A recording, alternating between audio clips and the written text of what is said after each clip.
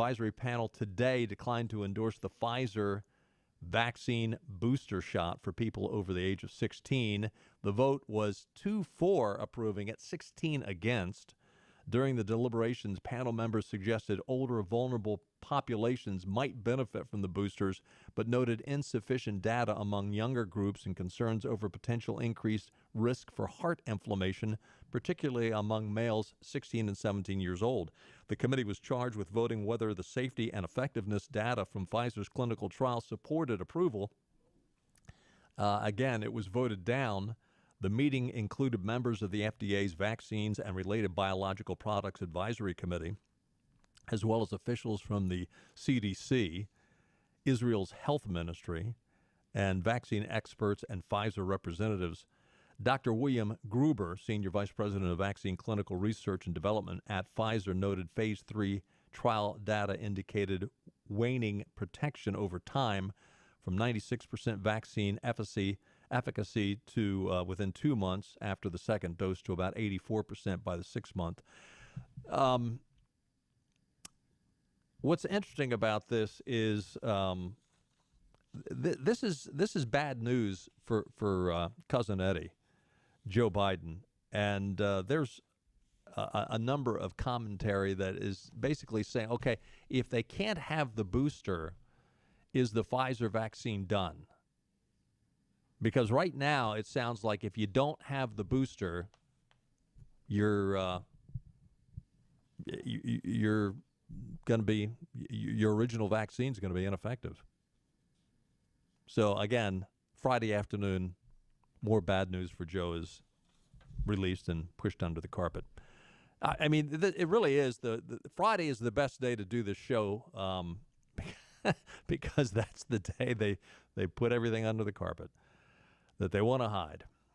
By the way, congratulations to Williamston, an organization called Smart Asset has noted that Williamston made the top 10 for cities in North Carolina to retire to.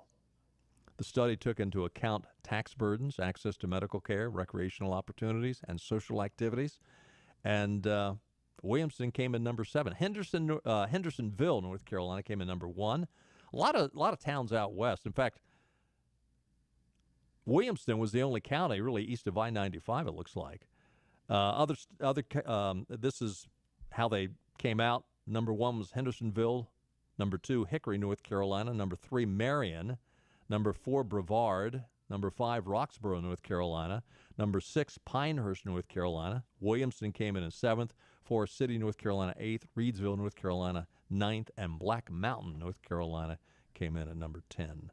So congratulations to our listeners and friends up in Williamston. Complaints on social media from left-wing redistricting activists are drawing fire from a state Senate leader. He's a redistricting leader. He is not happy with the activist begging people to deliver her scripted remarks during public hearings. Now, what's funny about this, though, is she goes on social media and complains out loud that you're not following her directions. House and Senate redistricting committees scheduled 13 hearings across the state. In fact, they were in Pitt County yesterday, in Alamance County. They'll be in Callaway and Charlotte next week. Eric Holder's group is begging the public to parrot their canned talking points, reads the headline of a news release from Senator Ralph Heiss, who's a Republican out of Mitchell County. Heiss co-chairs the Senate committee that will draw the new state election maps. Holder, of course, is the former Attorney General under Obama. He leads national efforts to steer redistricting toward Democrat Party goals. One of the groups tied to Holder's efforts is called All on the Line. The group has been hosting training sessions to plant public commenters, at redistricting hearings. According to Heiss's release, their goal, in their own words, is to get comments into the record because they might be impactful during any future litigation. Heiss follows up on the words future litigation. Think about that, he says. In preparation for Eric Holder's redistricting lawsuit, He's funding training sessions to get plants to deliver public comments that he thinks will help him win when he takes this to the courts. So in other words, once these new districts are drawn, and again, Democrats have been redrawing them in their favor for decades. And now Republicans are in charge. Once these, plan on it, no matter what happens, they're not going to be, these Democrats are not going to be happy if these districts are redrawn in what a nonpartisan group would say is fair, if they were totally fair. Now, to quote Obama, elections have consequences, right? So if elections have consequences, the Republicans actually could do what the Democrats did for decades and actually draw up districts that would favor Republicans. But if they were to draw them totally fair, totally neutral, the Democrats would still take it to court because they want the advantage. Heiss says of Eric Holder, he's sandbagging the process as part of a legal strategy. But their efforts to game the system don't appear to be working very well. This is where it gets funny. The senator points to a Tuesday, September 14th Twitter thread from Lakika Shupak, all on the line's state director. Holder's state director complained on Twitter that the public commenters are saying all the wrong things. Quote, I'm concerned that people are not making effective comments at public hearings. Here's the idea. I mean, aren't they supposed to make whatever comments they want to make? She implored more people, please, I'm begging you, follow my trainings so that Holder's plants can be using those opportunities in a way that is effective, not just for now, but for the long term. And that means making a very different kind of public comment than the vast majority of people are making at these hearings. In other words, hey, you people that said you're on our side, you're not parroting what we told you to say. Wow. Heiss says, here's an idea. Stop trying to sandbag the process. Let the people say what they wish. Exactly, Senator. Thank you. They can't even cheat well. They can't. We got to take a time out. Stay with us. More news and views for a Friday coming right up.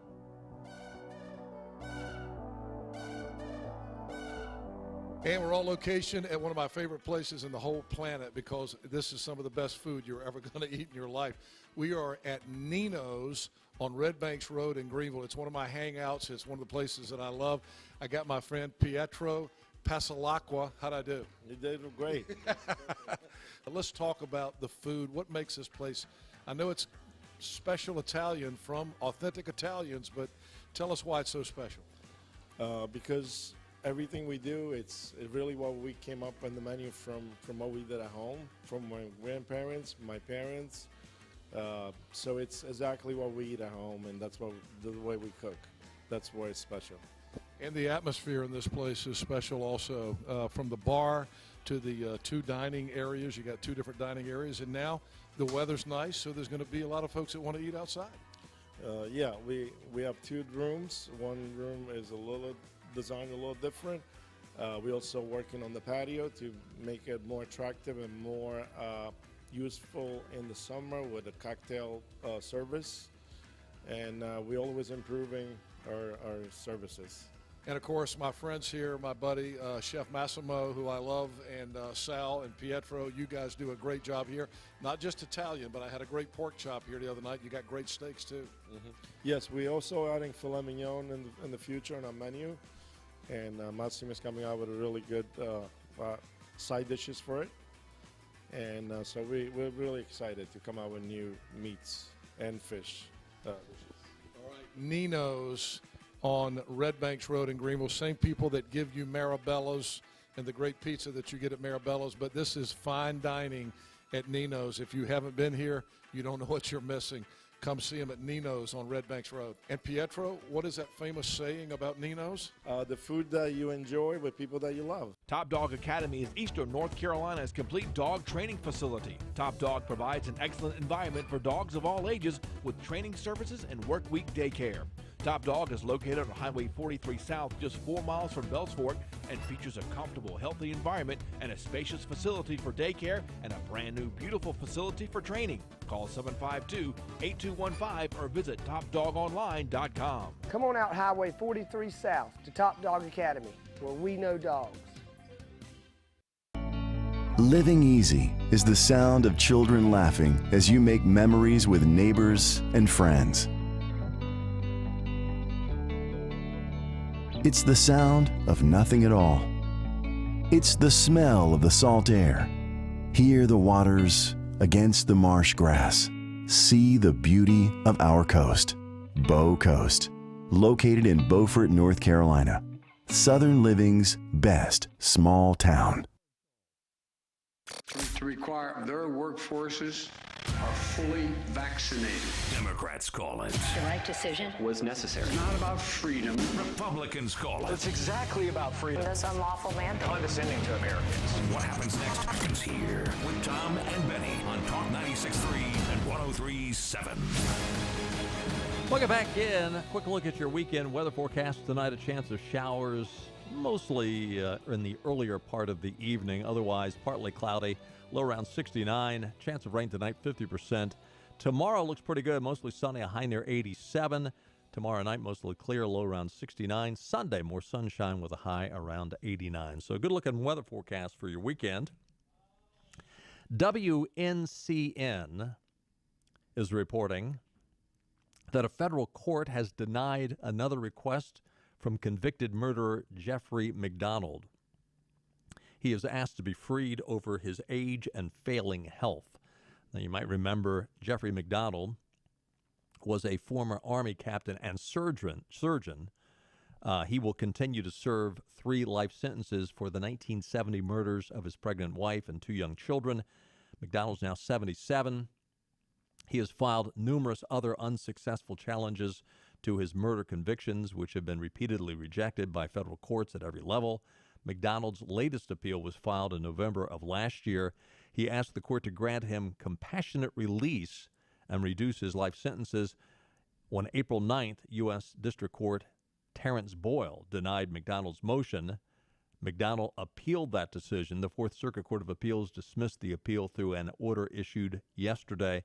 McDonald has maintained he was wrongly convicted while the police let the real killers get away. Now remember, this is back in 1970.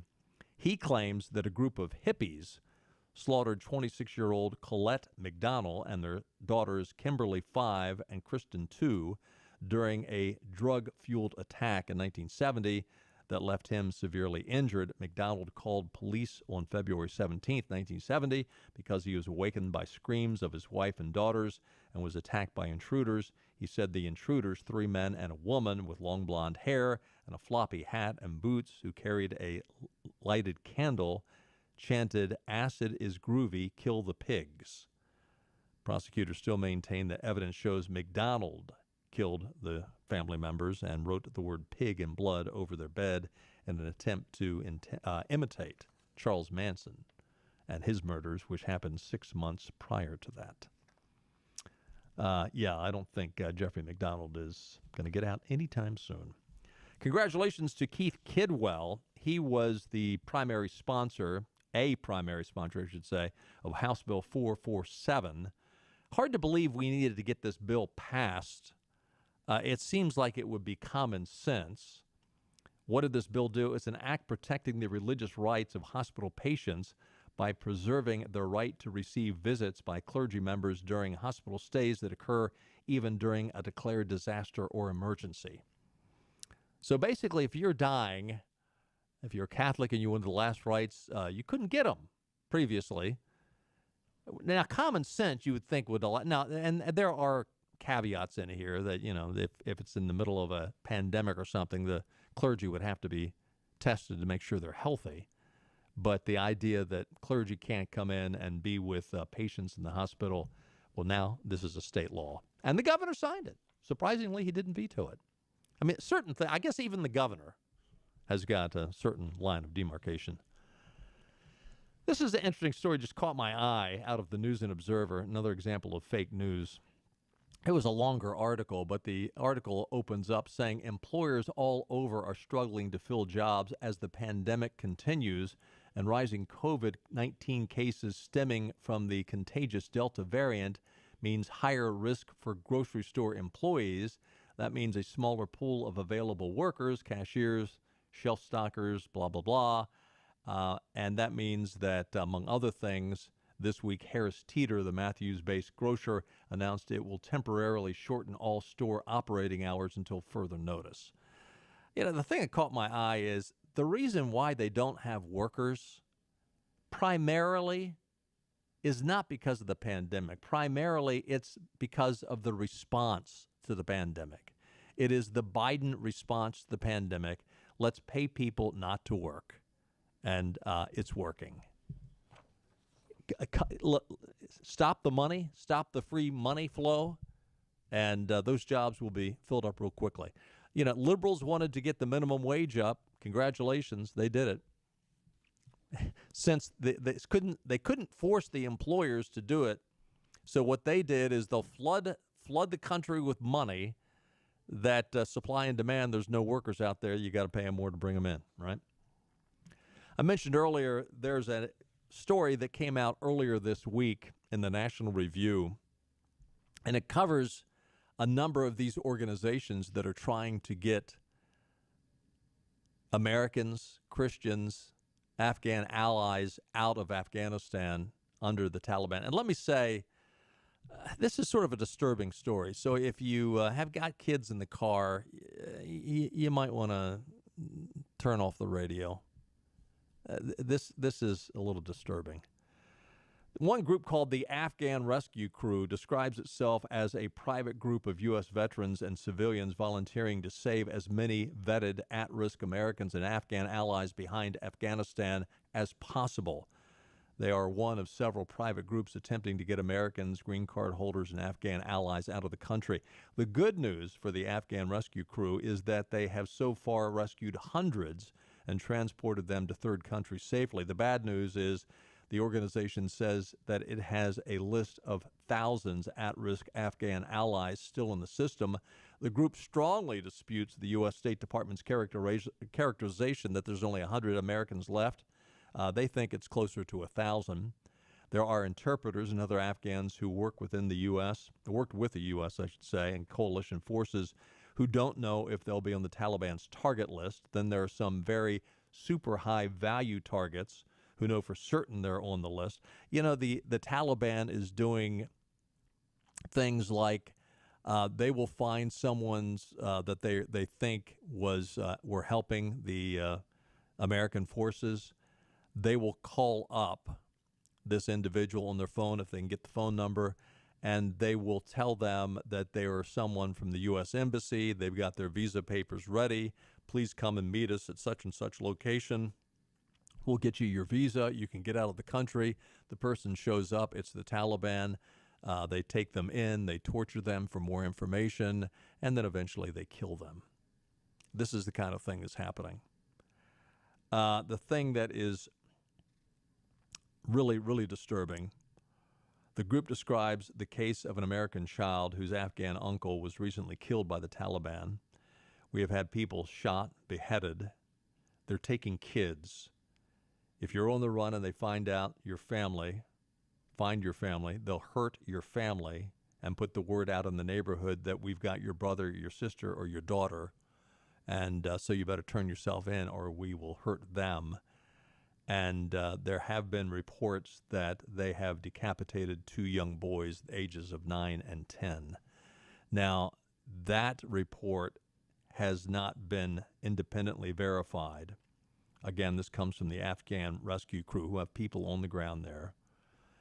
A recently unearthed video showed 6 Taliban men beheading an Afghan soldier. Christians in Afghanistan report receiving telephone calls from the Taliban pleading. Christians in Afghanistan report receiving phone calls from the Taliban pledging to behead them. A British member of parliament said that Afghan refugees had told him the Taliban forcing family members to watch the beheading of relatives. And this is the same Taliban that National Security Council spokesperson Emily Horn described as cooperative, flexible, businesslike, and professional about a week ago, back on September the 9th. Unbelievable. This group describes the insidious series of traps laid by the Taliban. I just talked to you about one of those. Get their phone number, come get your visa. The person shows up and they're sitting ducks. This is the worst of the worst. And yet, despite all this information coming out, Joe Biden this weekend is heading off to eat ice cream and have a nice beach weekend up in Delaware. Literally, this guy is playing the fiddle while Rome burns. So this article that I just described for you out of National Review came out on, on Tuesday of this week. On Wednesday, this is what Biden spokesman Ned Price said about how they were working with the Taliban. What's the holdup? Is it the same issue? I mean, we talked about documentation. You guys said that wasn't an acceptable reason, given the circumstances, to hold the flights, and then just... We have been very clear that the individuals who have expressed a desire and a willingness to leave via Mazar-e-Sharif should be allowed to leave the country. The fact that, to my knowledge, a charter flight has not departed Mazar has nothing to do with anything that the State Department has or has not done, and in fact, quite the contrary. The State Department, as we have said, has pulled every lever available to us. We have gone to extraordinary lengths with not only our engagement with the Taliban, but also with these other constellation of groups on the ground and operating from afar, and also with countries in the region. And to our minds, these flights, these individuals, there is no reason they should not be able to depart, and that's what we're continue to focus on. Can I circle back to something my colleague said when she was asking about women's rights and Taliban alleged abuses? You said the U.S. will hold them accountable. How are you going to do that? If you can't even, if you said you've used every lever you've had, and you can't address this issue. I've said we've used every lever we've had in the narrow and specific issue of charter flights leaving from the Mazar-e-Sharif airport in northern Afghanistan.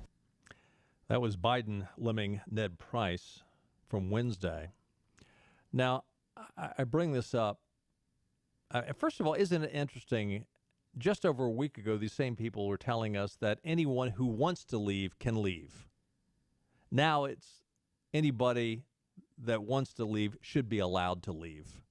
How the narrative has changed. Okay, not that many words changed, but the meaning significantly changed. And, of course, we knew all along that the Taliban was not going to be cooperative.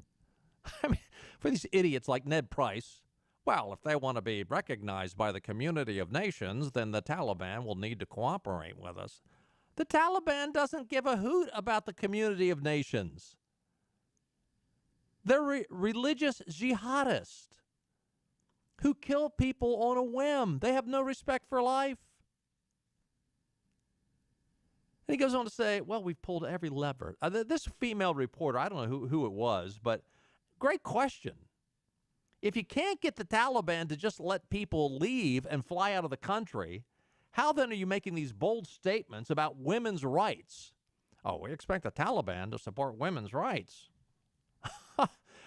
There were two, this article talked about the fact that there were two journalists that were beaten within the inches of their lives because they merely covered a protest about women's rights in Afghanistan. They were just going to cover the story. And they were beaten within inches of their lives. But look, this is exactly what Obama wanted. I mean, how many billions did we give to terrorist groups on pallets when Obama was in office? $85 million worth of arms Joe Biden left behind.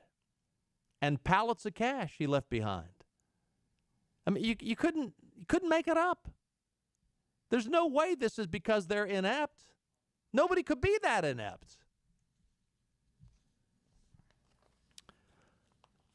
Fox News is reporting U.S. military officer Mark Milley came out today. We've been talking about this all week. And admitted he made calls to his Chinese counterpart and said it was, quote, perfectly within the duties and responsibilities of his job.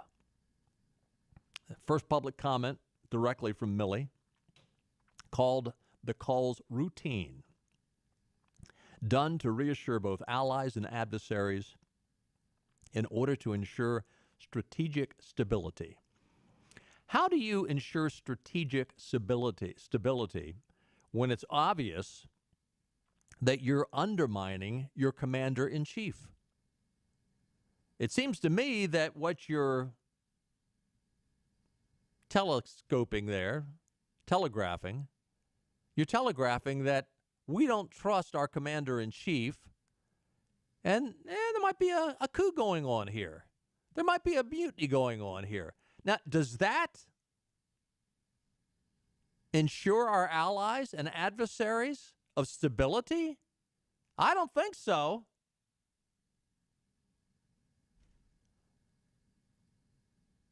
Milley on Friday offered only a brief defense of his calls, saying he plans a deeper discussion about the matter for Congress when he testifies at a hearing later in September.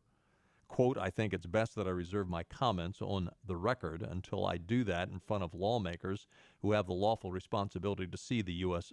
oversee the U.S. military. Oh, now they have that responsibility. I got news for you, bud. Donald Trump had that ultimate responsibility, and you usurped it. Isn't it curious how these progressives always use situational ethics to justify their breaking of the law? I mean, just yesterday, Biden said because there were 600,000 deaths from COVID, that gave him the right to legislate from the White House with these vaccine mandates. And today, Milley insinuates that because he did not trust Trump, and his spokesperson that came out of the Pentagon yesterday, because we were very concerned about Donald Trump, we were perfectly within our rights, and Milley was perfectly within his rights to violate Article 94 of the UCMJ, mutiny and sedition. It's situational ethics. That's exactly what it is. Because we feel like we should have done this, therefore we can break the law. Right? We got to take another time out. Stay with us. News and Views for a Friday continues right after this.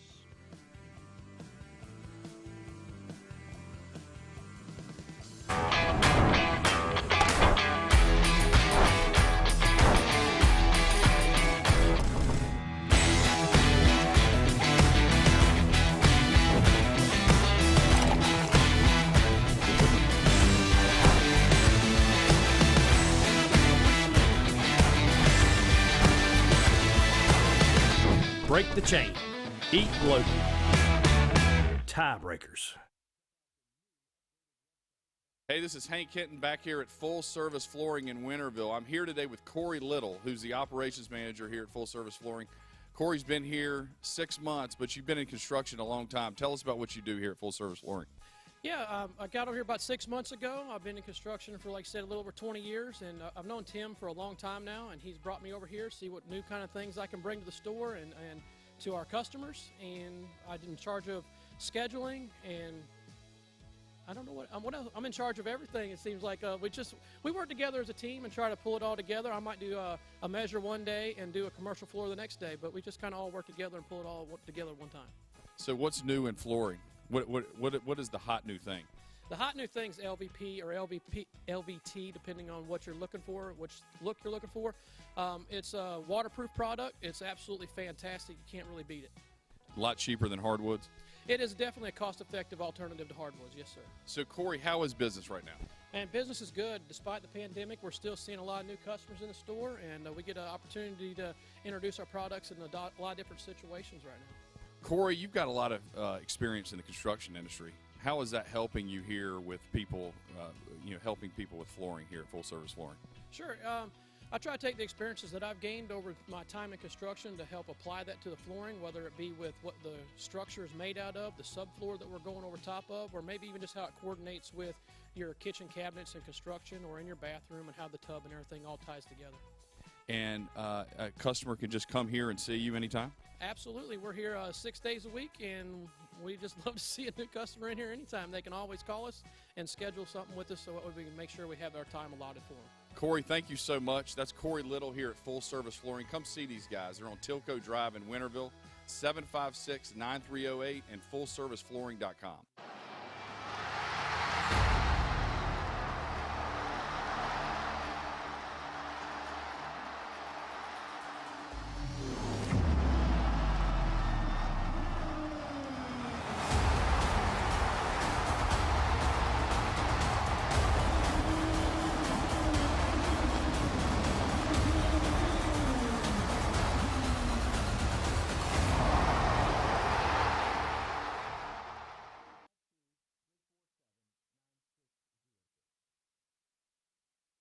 I'm a bit confused. Cutting through the confusion. Why are they forcing the vaccine on people at all? News and views. Should I get it? Should I not get it? To bring you clarity and certainty. I'm tired of it. So I'm losing trust in all of it. Now back to News and Views on Talk 96.3 and 103.7. Welcome back in. You've probably been hearing in the news that down on the border, the Texas border, it's gone from about 1,000 people trying to cross over to literally 10,000 down in that international bridge. The FAA came out yesterday and said you can't fly your drones anymore. There's a temporary flight restriction, a TFR. And what's really interesting is Fox News has said, wait a minute, we've been flying our drone here for the last 7 months. Suddenly, when there's this surge of illegals coming in, you're telling us that there's a TFR, a temporary flight restriction. Now, the FAA, I think, was so embarrassed by this, they actually backed down today and allowed the Fox News to temporarily get some video footage. But here it is again.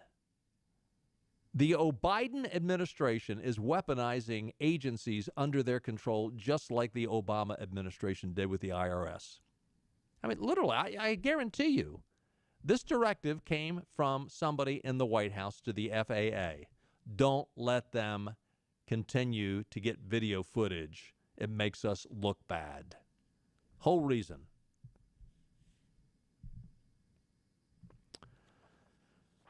Molly Hemingway with the Federalist brought up a great point. Back when Obama was trying to pass Obamacare, his administration had to make a deal with, I don't know if there's any left now, but back then there was a handful of pro-life Democrats. And when Obamacare was going to be passed, they had to make an agreement that when Medicare or Medicaid would be paying for procedures, when Obamacare would be paying for procedures, and you wanted... I back off on that. It wasn't Medicaid, Medicare. It was Obamacare, the Affordable Care Act. But when you paid your premium, they made an agreement that if you wanted abortion coverage in your premium coverage, you had to write a separate check for that. You had to write 2 different checks. Well, they agreed to that, but under the Obama administration, that became very blurry. That was not definitive. So when Donald Trump got into office, they changed that. That was one of the last things he did from when just before he left office, is they made that a sound procedure that going back to the original intent of the law, that you had to have two different checks, one for the abortion coverage and one for the rest of your health care coverage. On July the 1st, Joe Biden has proposed the elimination of this, which is no great surprise. And again, the Trump administration was following the law. They were implementing what the law intended. Joe Biden's administration says we're going to change it. Now, the reason why this is controversial, for one thing, is this is a major change, which, according to what makes this important, is it will affect the economy by more than $100 million or more. And you can imagine who's going to end up with that money. Yeah, Planned Parenthood. But the reason why this could be in trouble, now they'll try to push it through because he's got a pen and a phone just like his predecessor. But the reason why this is very controversial is because when something like this is a major change, which this is described as a major change, HHS has admitted that this kind of change needs to go through at least a 60-day period in which there is public comment. And then all the public comment has got to be scrutinized. And it's got to be footnoted when rules and procedures change. And again, this is probably in question whether or not this is even legal. For the original Obamacare, when it was passed, this was supposed to be part of the deal. Well, now they're changing the rules, and they've done it all in less than 30 days. What should have been a procedure that would have taken probably by the time they go through all, first of all, you have 60 days, at least 60 days for public comment. Then after that, they've got to go through and examine all the things that were said. Then they've got to footnote all those in the change of the regulations. And they're just basically pushing the whole thing through within 28 days. They only got like 300 comments because A, there was no publicity about it, and B, it was only 28 days that you could make a comment. So that by the time people were notified that this change is going to come up, by the time you sit down to write your comments and send them in, the 28 days was up. But this is how they do it. Means justify the ends. And that's how they do it. Or the ends justify the means, I should say. Stay with us. We've got to take a timeout. We'll be right back. Your trade is in high demand. That means your trade-in value has never been hotter. Get to Greenville Toyota now. We'll pay more for your trade than ever before. Get cash on the spot, even if you don't buy from us. At Greenville Toyota, where our volume saves you money.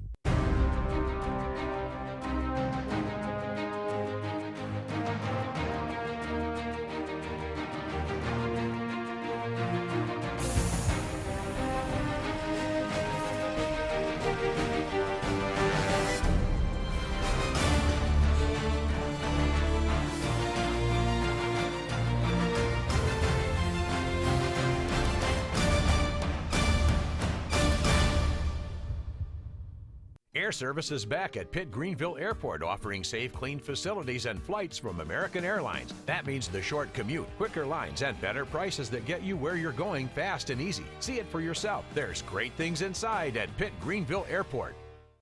Sawyer's Fun Park in Winterville is now open. With over 40,000 square feet of family fun, daily money-saving deals, and a full-service restaurant, Sawyer's Fun Park is guaranteed to have something the whole family will love. Test your ninja skills on our 2-story obstacle course or head over to one of our 5 rock walls and race your friends to the top. And when you've worked up an appetite in our laser tag arena or our one-of-a-kind ropes course, grab a table over at the restaurant and try our world-famous Southern Monster Fries. Reserve your spot today at SawyersFunPark.com and come join in on the fun. My name is Dr. Neeti Armistead, Chief Medical Officer for Vidant Health. The following simple steps will help keep you and your community safe. Stay home as much as possible, wear a mask when out in public, avoid large gatherings, practice social distancing, and wash hands often. It's also important not to delay needed care. Vidant has taken important steps to provide you and your family with a safe environment. Learn more about COVID-19 and Vidant's response. Call 252-847-8000 or visit vidanthealth.com/COVID-19.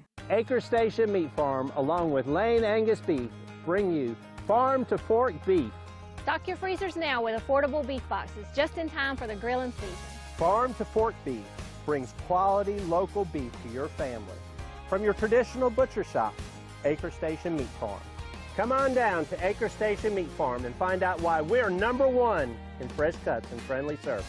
Acre Station Meat Farm, Highway 32 North, Pinetown.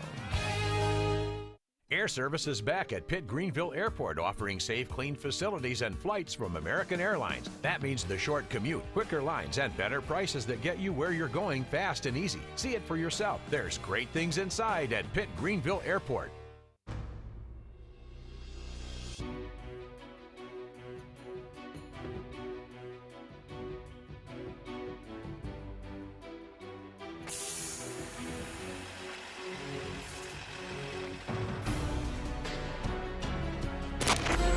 With this executive order, we hereby bring you the news you need 24/7. We don't need a slew of executive orders to keep our commitment to you. The news and the breaking news as it happens. They know how to sniff out the big news. I made a sniffing joke. Eastern Carolina's source for news is Getting all the facts. on Talk 96.3 and 103.7. It spells out News and views. Welcome back in. PJ Media is reporting wokeism has struck again. This is out of England. This is beyond the pale, though. I mean, you think about how prejudice is such a dirty word. 14 musicians with the English touring opera, some of them who have been performing with the company for 20 years, have been fired because of the color of their skin. Claiming they are following diversity guidance from the Art Council of England, the ETO has informed the white musicians that they will not be offered contracts for the 2022 season. Though the positions are technically freelance jobs, many of the musicians consider the work a permanent gig. The Daily Mail reports that the Art Council's funds the ETO with 1.8 million British pounds per year. The Arts Council of England claims it did not suggest ETO can fire the white musicians, all of whom are 40 to 66 years old. We did not instruct the ETO to send this letter. This letter is very direct. The English touring company is committed to increasing all kinds of diversity in its team. And while there have been appreciable, steady advances on stage in this area, we have prioritized increased diversity in the orchestra. This is in line with the firm guidance of the Arts Council, principal funder, and ETO's touring work, and most of the trust fund that support the ETO. And as a result, yeah, you had it. 14 musicians, all of them are white. They don't fit the bill. So, it's all whose cow is getting gored. That makes the difference. Pray for our country. We'll do it again on Monday. See you then. Have a great weekend. Bye-bye, everybody.